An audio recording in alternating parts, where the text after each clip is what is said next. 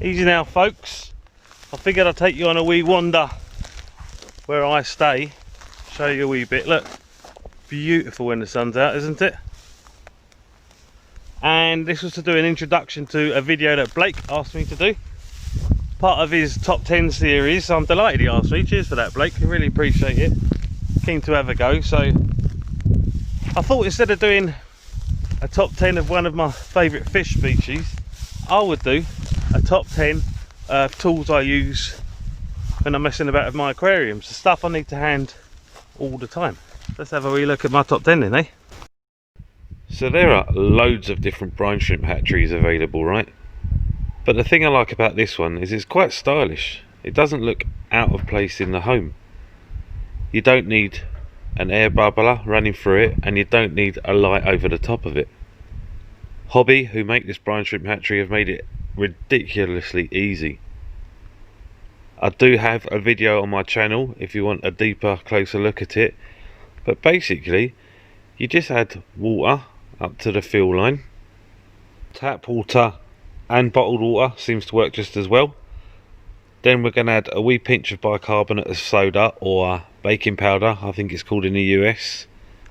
That's to help keep the pH stable, although I have forgotten to use it at times and it doesn't seem to make any difference. Then we're going to add our premix, or the salt and brine shrimp castings if you prefer that route. We can start harvesting the next day and we'll be getting brine shrimp for a week or more after that. Another thing I wouldn't want to be without is super glue. Any super glue with cyanoacrylate as the active ingredient is aquarium safe. So not only is it ideal for fixing the likes of moss and java fern to wood and scape for your aquarium, it's also ideal for those little jobs like fixing your brine shrimp hatchery scoop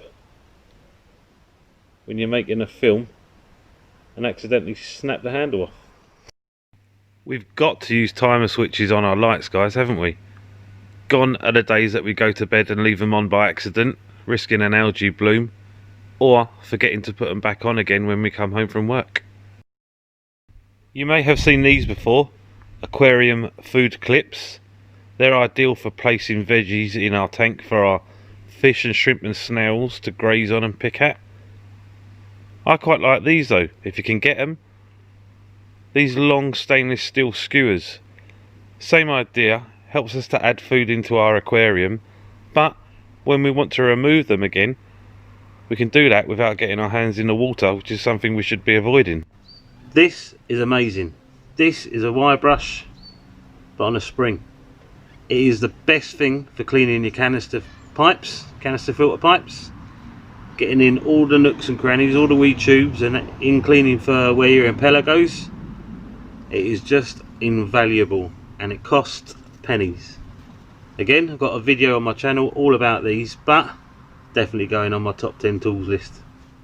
I like to keep some extra equipment on hand, and I'm not saying we've got to double up on everything that we use, but there's nothing quite like that feeling of coming down and checking your tank at 10 o'clock at night, finding your heater's broken without a store that you can get another one from. So if you can have a wee heater put by in the cupboard, I mean they're relatively cheap.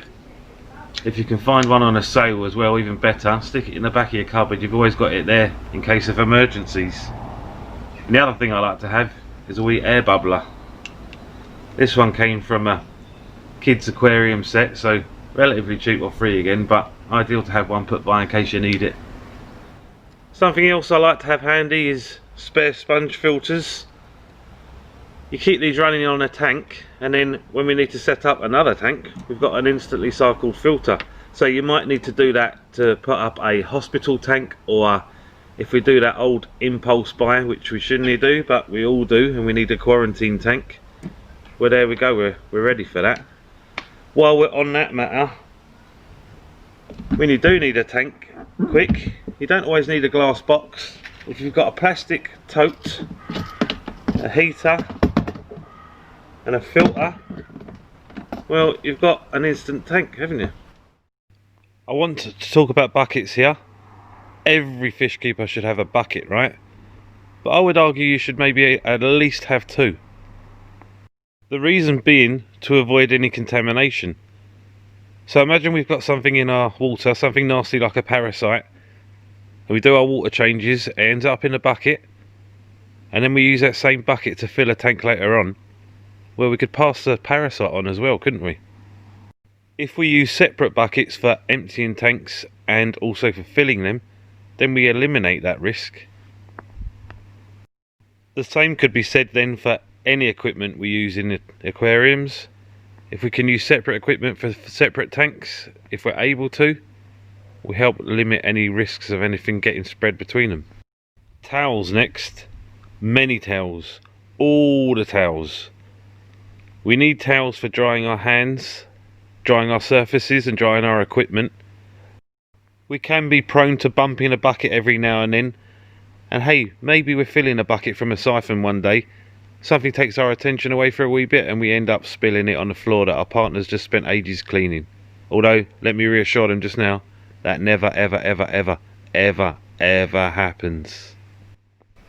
There you go then, there's my aquarium tools top 10 in no particular order, just stuff that I use all the time, I like to keep handy. If you want to see Blake's video, you'll need to come over to my channel for that, Daniel Keeping Fish. That was Blake's whole idea with this series, to do videos on each other's channels and for us all to get to know each other better. And it was a great idea. I've had loads of fun doing the video. I really enjoyed working with Blake on it. He's a super top ace bloke, a really nice fella. And if you're here already, you know what a fantastic YouTube channel he's got. It's amazing. So if you do watch any of his videos and you enjoy them, remember to leave him a like, won't you? And maybe share it with a couple of pals that might enjoy it too. I know he'll be delighted with that. He'll be made up about that. That's me, I'm out. Later. So thanks for asking me. Dog. And that's to introduce a aeroplane. Right, that's me back to stingers. That's me back to civilization. Later.